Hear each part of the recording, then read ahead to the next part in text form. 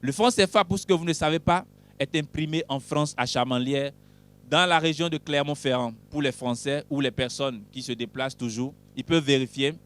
Les fonctionnaires de l'imprimerie de Chamanlière sont 10 fois mieux payés que nos présidents de la République. Le gouverneur de la BCEAO reçoit un salaire 2 fois meilleur par rapport au président Patrice Talon. Dans le conseil d'administration de la Banque centrale, sur les 16, il y a 2 Français qui apposent leur droit de veto. Comment ça se passe? Les statuts de la BCEAO disent que les décisions sont prises à l'unanimité. Donc, lorsqu'une seule personne est absente, cette décision ne passe pas. Les 2 Français sont en France.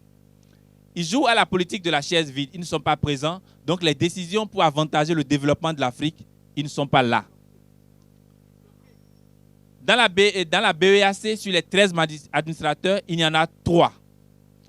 À la BCC, Banque centrale des Comores, sur les 8, il y en a 4. Mais ce n'est pas ça le seul problème.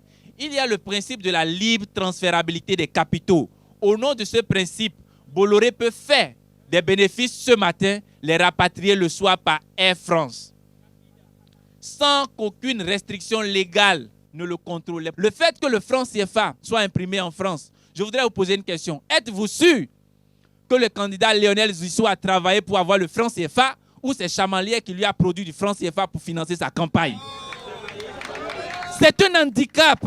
On ne peut pas laisser la France, dans ce concert des nations, imprimer notre monnaie. C'est injuste. Au cas où les autres ne sont pas prêts, nous, on fait cavalier seul. Parce que la Suisse, je dis bien la Suisse, qui n'a que la pluie et le vent comme matière première, a une monnaie. Le Rwanda est aujourd'hui en avance sur la Suisse parce qu'elle a dit miette à la France. Le Lesotho, à l'intérieur, le pancréas de l'Afrique du Sud a une monnaie. Comme le disait M. Cissé, la Gambie a une monnaie. Djibouti a une monnaie.